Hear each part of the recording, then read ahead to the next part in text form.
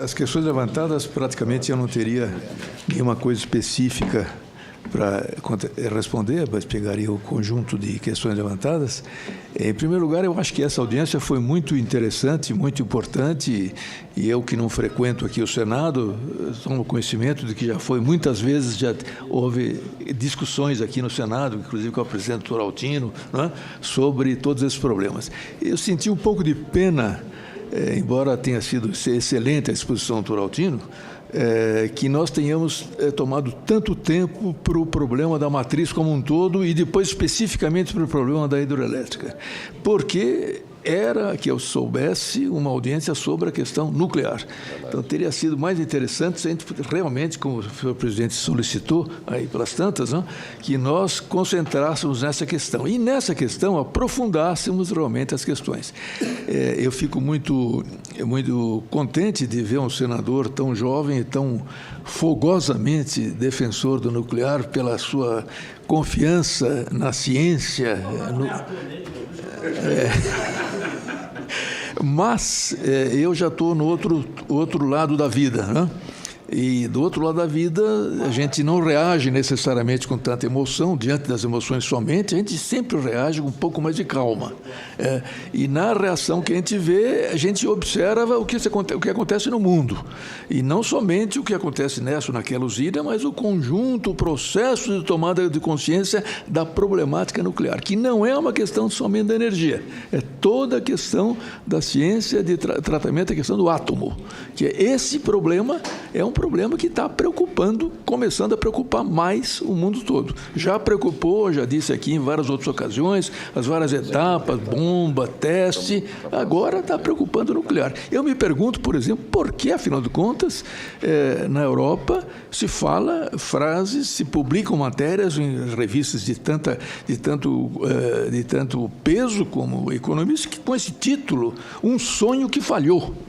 Quer dizer, algo aí, por aí, temos que verificar. Se eles dizem que é um sonho que falhou, porque eles começam a matéria dizendo quando surgiu essa questão, dissemos, pronto, o problema está resolvido. E agora eles estão dizendo, não está resolvido. Pelo contrário, está criando problemas. Então, quando eu vejo, por exemplo, questões, quando nós pusemos aqui no início, que é um assunto que tem meias verdades e meias mentiras, né? Eu falei meias verdades, eu disse meias mentiras. De onde vêm as mentiras? Quer dizer, não é da população que fala do assunto. Ela não tem que inventar mentira, ela ouve. Ouve o quê? Meias verdades e meias mentiras. Então, eu aconselho o senhor, por exemplo, a ler um livro da uma ex-ministra do Meio Ambiente da França, Corinne Lepage, que escreveu um livro muito significativo chamado A Verdade sobre o Nuclear.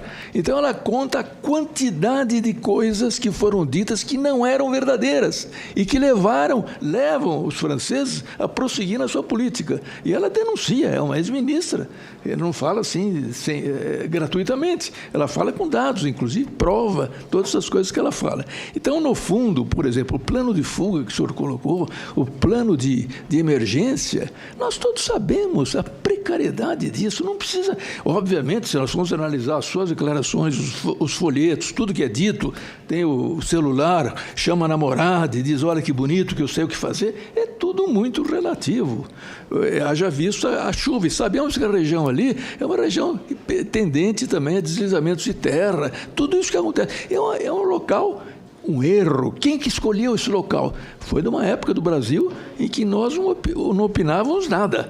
Foram os militares que escolheram. Consultaram quem que eles consultaram para colocar nessa praia da Terra Podre? Por que colocar ali? Quer dizer, é um problema objetivo isso que acontece. E esse negócio da rota de fuga, falamos de 140 mil pessoas, em Angra tem 170 mil pessoas, mais do que tem em Fukushima. 40 mil pessoas. Angra, a cidade de Angra. A cidade de Angra está a 15 quilômetros, tem 40 mil pessoas a 5 quilômetros. Agora, é quase um assinte fazer uma área de evacuação de 5 quilômetros, quando lá em Fukushima é 30 quilômetros, e quando o governo americano pediu aos seus funcionários que estavam a 90 quilômetros em Fukushima que saíssem de lá. Ou seja, a coisa não é assim tão simples. E quando a gente vê dados, informações que nos chegam, o problema, por exemplo, de que a defesa civil, eu não sei, o senador que falou a questão da defesa civil, quer dizer, não tem a cultura É quase como? Deve ser de Fukushima. É quase anedótico o que acontece lá com o negócio, um acidente que houve, não houve acidente, houve um raio que derrubou um alarme, foi uma confusão generalizada. Quer dizer, está muito sério a questão lá. Eu me pergunto se as perguntas que fizeram os bancos europeus para depois empurrar com a barriga a concessão de financiamento e não dar nunca, não se referiam também ao plano de fuga, porque o plano de fuga não tem consistência em Angra fazer um plano de fuga de 5 quilômetros. E se nós temos documentos, há filmes feitos, o pessoal filma, pergunta, entrevista, a Defesa Civil, o que tem que fazer no caso de acidente?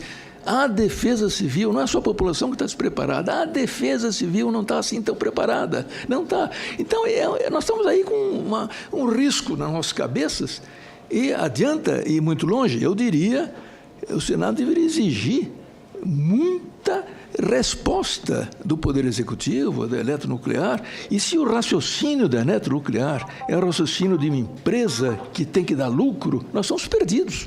Porque esse é o tipo do assunto que não pode ser pensado em termos de lucro.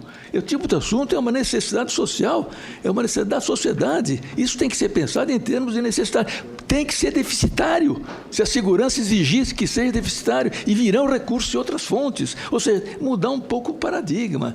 Se pensar em lucro, é o que aconteceu em Fukushima. Por que fizeram um muro de contenção menor do que deveriam ter feito? Obviamente, porque um muro de contenção maior seria muito caro. Por que decidiram? Porque é uma empresa chamada TEPCO, que, aliás, está sendo posta em questão no mundo todo agora, a sua capacidade técnica de retirar o combustível usado do reator que explodiu. Ou seja, é um problema que, inclusive, está se alertando. Há matérias e matérias no mundo saindo, dizendo, e se o pior estivesse ainda por vir em Fukushima? Por quê?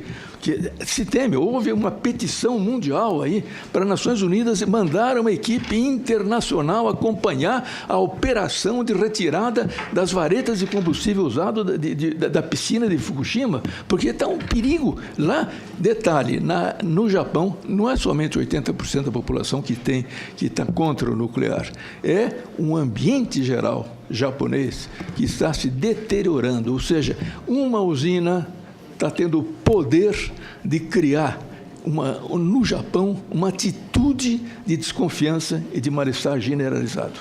Porque já não sabe mais nada. Não sei se os senhores sabem, tem um professor lá de uma universidade do Japão, mandou uma carta agora para o mundo todo aos atletas que querem vir aos Jogos Olímpicos de 2020, dizendo o seguinte: vejam bem, vocês vêm para cá? E ele tem 1000 dados na matéria que ele mandou, dados que está acontecendo em Tóquio, etc. Ele diz o seguinte: o primeiro-ministro do Japão, Abe, quando foi no Comitê Olímpico para dizer que não tinha riscos de radioatividade em 2020, ele fala, literalmente, ele mentiu, ou seja, não está provado que não tem riscos. E ele diz: jovens atletas, continuem firmes termina a sua carta, continuem firmes na sua vontade de participar, mas vejam bem se é o caso realmente de vir para o Japão e passar os riscos que ele aponta, 1, 2, 3, 4, 5, né, de problema de contaminação lá. Ou seja, os Jogos Olímpicos do Japão estão sob uma ameaça enorme. Por quê? Por causa do problema de informação. Então, eu acho que o problema da desinformação da população e da desinformação objetiva nossa, que não somos técnicos no assunto, sobre realmente o que está acontecendo, é um drama. E esse drama, por mais que o jovem senador esteja tão vigorosamente defendendo a energia nuclear, nós estamos mexendo aí com uma coisa que é extremamente perigosa. Não é a usina, é toda a tecnologia de manipulação do átomo, com todas as suas consequências. É uma aventura que o mundo entrou no começo do século passado e que prosseguiu em várias etapas, mas que talvez ela comece a ser questionada. Como utilizar o átomo, porque inclusive o próprio Eisenhower, quando lançou o programa Átomos para a Paz, por quê? porque ele viu que na parte da guerra o negócio ia ser muito complicado. Então, vamos sair. E o Átomos para a Paz saiu o quê? Saiu muita aplicação medicinal com problemas, que se vocês estão aqui no Congresso, sabem que houve, aqui há 4, 5 anos atrás, um grupo parlamentar aqui na Câmara para estudar o problema das fontes radioativas de vários usos. Não é? E o relatório que está publicado é um relatório estarrecedor. Quer dizer, dos riscos que nós, sem saber, estamos correndo com acidentes tipo Goiânia se reproduzirem, como se reproduzirem em outros lugares do mundo já. Ou seja, são acidentes objetivos. O nuclear é um tema muito perigoso. Então, temos que ver com atenção. E o detalhe, nesse relatório conta uma coisa que eu fico impressionado. Há tempos atrás, no Brasil, os para-raios usavam um determinado elemento radioativo para dar maior potência para ele, etc, etc. Aí, pelas tantas, dados os riscos disso, foram proibidos. Não tem mais para-raios, não podem ter mais esse elemento radioativo. Bem, sobraram para-raios no Brasil que não estão localizados, estão jogados por aí fora. Que número? 40 mil para-raios se calcula que existam pelo Brasil afora, passíveis de contaminar crianças, contaminar quem seja, quem puser o dedo, que é só com o dedo que ali contamina, quem puser o dedo naquele material. Ou seja, temos no Brasil riscos grandes. Eu acho que temos que tomar muito cuidado, em vez de entrar com tanto vigor na defesa de uma coisa que é uma coisa muito perigosa.